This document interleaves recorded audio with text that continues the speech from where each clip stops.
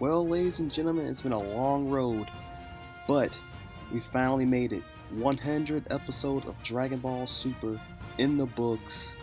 And like I said, guys, it's been a rough road for this series. It started off kind of wonky with the animation and just the retelling of the previous two movies. And it just seems like it wasn't really going great at first, but it finally found its footing. Got more animators on the show, and it's been one hell of a ride.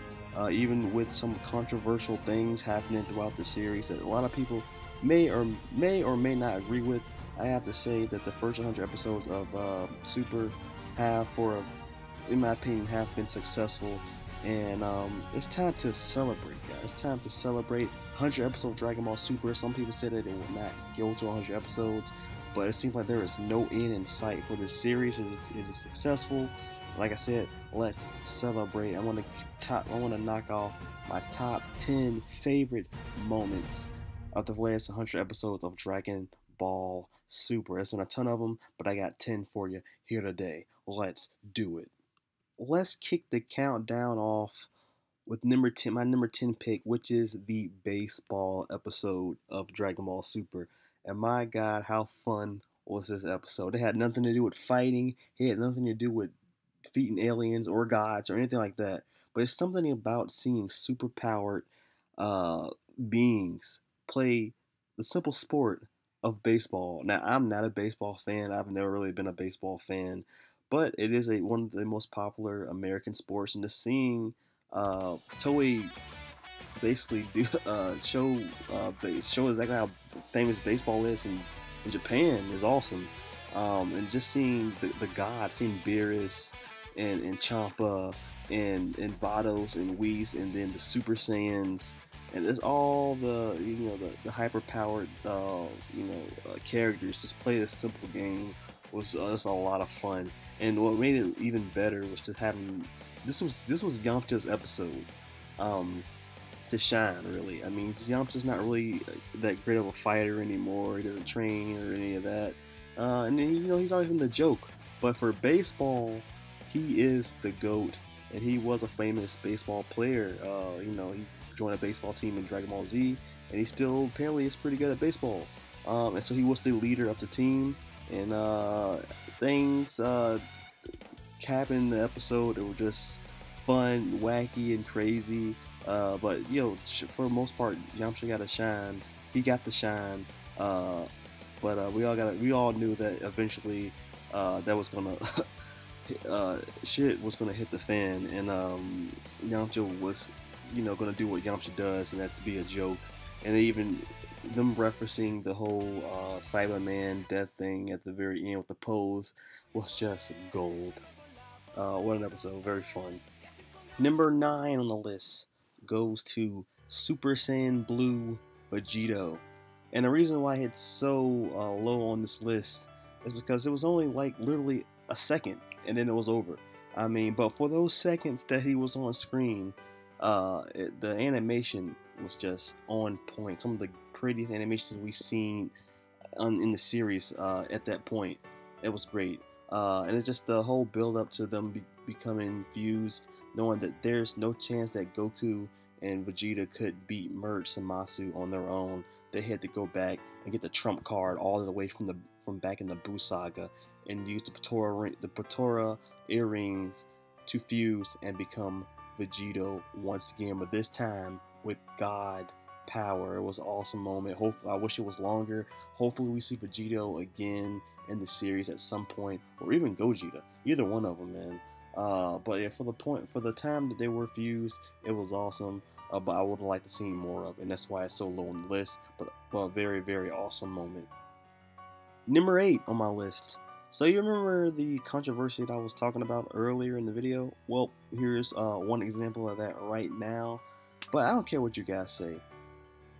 This Super Saiyan rage mode that Trunks went through in his arc was super awesome. Yes, I understand that it was basically Toei just trying to find a way to end this saga, to make Trunks the hero without him looking too weak. and saying that he's a prodigy and all that stuff. I totally understand where a lot of people are coming from with that, and in a way I do agree, and that's why it's so low on my list, because it kind of wasn't ass grab. They just wanted to find a way to make Trunks stronger than what he really probably should be. But in a way, it was just straight up such a Dragon Ball moment, and being a fan of just the show, and just remembering that this is a TV show for one. It's everything doesn't have to make completely sense. This is Dragon Ball. I mean, what did you expect? They've done stuff like this so many times in the past, so I'm not gonna be upset about it. I'm kind of over at this point. I'm over it. But for just looking at it from an awesome Dragon Ball s moment, this is everything that people love about Dragon Ball: the transformations, the power ups, the fight scenes, and we got all that with Super Saiyan Rage Trunks. It was just an awesome moment seeing just Trunks just snap and show that mixture with that God Ki and the Super Saiyan Ki mixed together was freaking awesome. Then later on, seeing the Spirit Sword with the Spirit Bomb, yes, that was also. I don't know what to think of that about that as well. Him learning the Spirit Bomb and being able to transform the Spirit Bomb energy into a sword. But I mean, if you take the sense, just the common sense out of there, it was just an awesome moment seeing him basically defeat Zamasu for the most part, and having Trunks do that and not having it be Goku time, Goku take care of business like he usually does.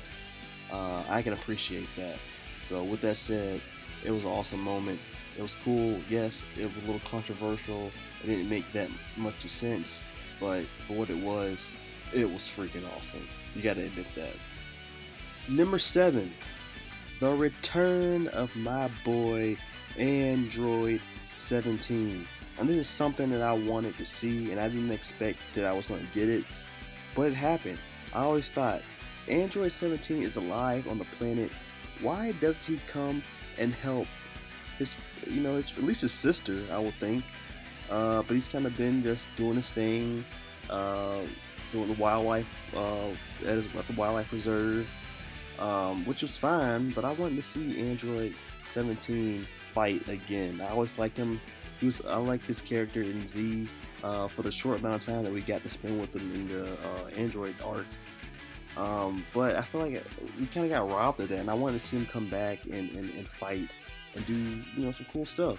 And finally, thanks to the Universal Survival arc that is happening right freaking now, and I would love to see that 17 is back and he's taking up with his sister and now I just want to see him interact with different characters. We didn't before this arc, he didn't even get the chance to really come in contact with Goku, or we never seen him talk to Krillin. But we've seen all that now, and then we also get to see him fight again. I just think it's great to have his character back in some kind of way. He exists. He's on Earth. Why his sister is basically a Z fighter now. Why isn't he there? In some way. And finally, it happened, and I'm just very, very excited to see exactly what else 17 is going to bring to the table coming up in this arc, and hopefully he sticks around in future arcs as well. But Android 17, my favorite android out of the I guess the 3 from the Android Saga, or the 5 from the Android Saga. Glad that he's back. Hopefully he kicks some ass. Yeah, Android 17 back in action. Number 6. Now, many Dragon Ball fans may agree that the most hyped moment in the entire Dragon Ball franchise has to be Gohan and Goku doing the father-son Kamehameha to Cell to take him out. That's probably one of the greatest moments in Dragon Ball history. It's personally my favorite moment as well. But Super may have provided us with one moment that may rival that, and that's got to be the father-son. Now, not Kamehameha Wave, but the Gallic Gun, Trunks and Vegeta tagging up against Bert Zamasu and hitting a humongous father-son Gallic Gun on him. It was just an awesome freaking moment. That was probably one of the most hyped moments I mean, had a lot of hype moments in that in that saga, but I really enjoyed that. It just tells you how far, not, I mean, Trunks is great, but it just tells you how far Vegeta's character has progressed. Because if this was a Z, I feel like Vegeta would have never done that. I mean, he probably would have tried to attack Mercy from the back or something while Trunks is doing it instead of taking up with his son. I mean, Trunks was so, I mean, Vegeta was so supportive of that. When Trunks felt like he was giving up, when he was putting all his all into that Gallic gun, Vegeta just came up and basically supported him and said, let's do this, Trunks. We can do this. Father, son, we can do it together. Threw the Gallic gun, told him, he was telling them to push on, and they hit that Gallic gun. If that was the end of the series right there, I mean, if that was the end of that arc right there, I would have been happy, because that was just an awesome moment, not only for Trunks but for Vegeta fans as well, man. I just love that, and it's just an awesome freaking animation of the two hitting that Gallic gun. Oh man, I love it. Such a great moment. Hopefully we get provided with more moments like that in the future. But man, that's got to be one of the most hype moments in the entire Dragon Ball Super right now. Number 5, the introduction of the Universe 6 Saiyans. Now, it was really hard for me to pick a moment for an exact moment for this, because Kaba, Kale, and Caulifla, just the fact that they exist is just awesome. It's something that I always wanted to see, especially with female Saiyans. I always want to see a female Super Saiyan, and seeing the first ever female Super Saiyans finally was amazing with Caulifla and Kale, and it's just been awesome to seeing those people. And I don't know, there's a lot of controversy with these characters as well, having basically Caulifla come and progress and become the Super Saiyan 2 like nothing. I totally understand that, and you know, people are basically threatening to not watch the series anymore if she becomes Super Saiyan Blue, which is ridiculous, and I don't think that's going to happen at all, so I wouldn't even worry about that. But I had to pick a moment with all these three creators together, and I think the best one to pick was just Kale's explosion and becoming Super Saiyan Berserk, as they're calling it right now, which is basically an homage to the legendary Super Saiyan Broly, one of the most popular one of the most popular characters in all of the Dragon Ball universe. A lot of people may not want to hear that, but it's true. People love Broly for what reasons, I don't know. I guess because he's buff and whatever. But you know, they couldn't actually make him canon, so the best thing they did was to make a character who looked somewhat like him, and it's a female. It's pretty crazy. And just that moment when she became, she went berserk and went off on basically Kaba for, I guess, flirting. She thought, I think Kale thought she was flirting with Khalifa. I don't know what that deal is, the relationship is yet. I'm not gonna say what that is yet. It could be that it's romantic, or it could just be because, you know, she just cares a lot over Khalifa. But just seeing her just go off on Kaba like that, and then having, you know, Khalifa step in and basically, you know, end that was just a really cool moment for, you know, for Saiyans that we don't even know that well yet, but seeing different Saiyans that's not named Vegeta, not named Goku, not named Gohan, or Trunks, you know, freaking fight was just awesome, and hopefully we get more of that in the future, because I really do like all three of these characters. Just, I think they need to slow down with the transformations for these guys, because some of it is kind of ridiculous, and I can see where people are coming from, and if, you know, maybe if they slow down a little bit with this, these guys would be higher up on my list. But I think it's a pretty good spot for them. So Kale, Caulifla, Kaba, I'm interested to see where these characters go in the future. But so far we've seen some really cool moments from them. Number 4 on the list, probably the most shocking moment in Dragon Ball Super up to this point, it's got to be Frieza joining Team Universe 7.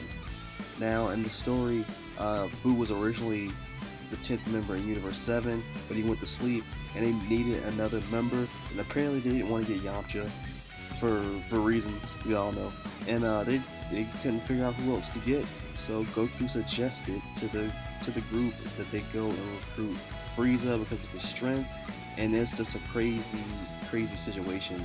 And it's something that when I heard the rumors of this happening, I wanted it, first of all, I wanted it to be true, and when it was confirmed to be true, everything in my head just started spinning. Like, how in the world will Vegeta react to this? Will Goku I mean, obviously Frieza was going to accept, because if he didn't accept the offer, uh, Beerus would just Hakai him anyway. But how would he react to Goku, of all his mortal enemy, wanting to recruit him to the team to save a universe?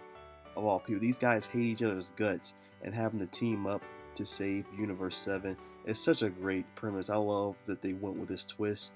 And as much as I wanted Boo to fight more, having Frieza there as basically he's a good guy in this instance, tagging up with Goku of all people. People he's killed, he's murdered Krillin, he's killed Vegeta, he's taken out Piccolo. All these guys, none of those guys forget that. And if he had a chance to do it again, he would.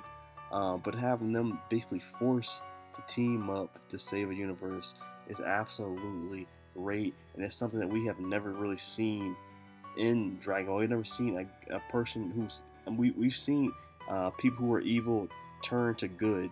Piccolo and Vegeta changed their life, but Frieza he's still evil. He's still an evil SOB, but he's being forced to fight with the good guys, which is just crazy. And it's just cool. It was just cool seeing the interaction between Goku and Vegeta. And every time Frieza had a chance to cheap shot Goku, he would. And just seeing Vegeta just go off on these guys as in the golden form when they tried to ambush him. I think it was Universe 4 who did that.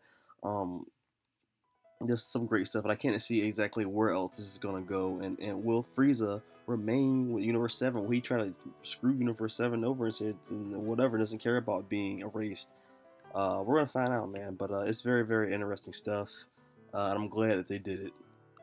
The number 3 moment: Goku versus Gohan. It's a moment that I've wanted to see for a very long time, and we finally get to see it. And not only that, but the whole just the 2 episodes that built up to that moment, having having Gohan want to train, want to get better. I mean, really, Gohan's been a joke since after basically towards the end of the Buu arc. He stopped training. He just wanted to become a family man. But there's all those Gohan fans out there wanted uh, the old Gohan back, the one who defeated Cell, the one who took Buu to the limit. They wanted him back, and finally he's taking his training seriously. Piccolo trained him. He was able to get his fighting sense back. He found how to become ultimate again, or mystic, whatever you want to call it. And now he's up there. I mean, side by side with his father, and he wanted to test his strength out. And first off, that was an awesome episode anyway.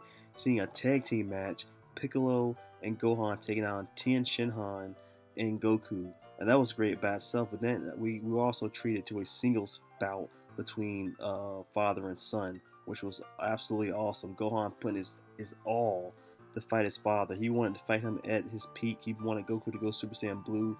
He did, and it was just awesome. Back and forth, great animation. And, Gohan's back, guys. It's nothing else to say. He is back. He is in the prime of his fighting. He's at the top of his game right now. And there's a reason why he became the leader of Universe 7, walking to the Universal Art Tournament, this Universal tournament. And I think it's just great seeing Gohan back to where he should be. And I understand he's not a fighter, but to see him really take his training seriously to become better he's ever been was great. And the fight between the two was awesome. And hopefully we see some cool stuff in the tournament with Gohan. I'm pretty sure we will. Number 2 is definitely Goku Black. And I can't really pick a moment, guys, because just the fact that finally, it's something that's been rumored even back when there was the Dragon Ball AF fan fiction and all that. people wanted to see an evil Goku. What if Goku didn't get that bump on his head, as a child, and was just evil? What would happen? And we kind of, in a way, it wasn't exactly how we, saw it in our heads, but we basically got a evil Goku Black, and for a while it was great having that be a mystery. Who is Goku Black? Who is this guy? He's not Goku, as far as we know. We didn't know anything about Zamasu at that point when he was first introduced. But we all we know if we saw a guy who looked like Goku, who talked like Goku, and basically was a great fighter, like Goku, and he was attacking Trunks in his timeline and everything, and there's a lot of craziness going on. And then we finally got the whole thing, finally figuring out that it was Zamasu who took Goku's body, and just a lot of crazy time travel and stuff throughout the Trunks arc. It just made it great, and just seeing all the cool things that Goku Black could do. First of all, Super Saiyan Rose, the pink hair, freaking awesome. The cool freaking Sonic Blade, Psylocke Sonic Blade he had. The turn it into a giant blade, turn it into a freaking a scythe, opening up dimensions. He had so many cool techniques, man, that made him just awesome. And then when Goku Black and Zamasu merged into Merged Zamasu, he even had more divine, godly powers, shooting out freaking huge death blasts from the sky.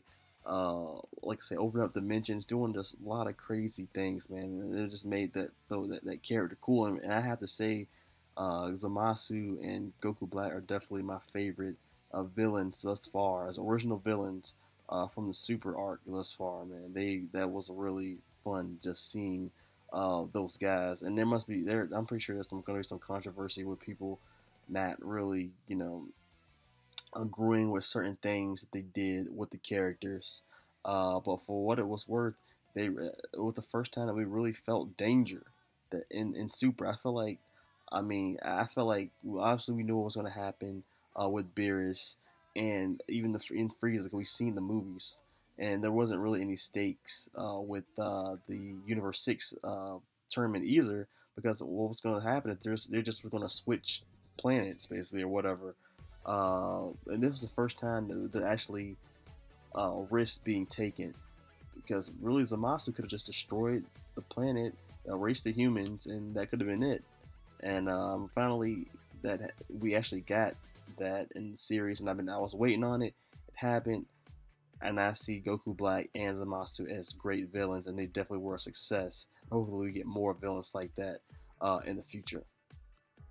Number 1, Goku versus Hit.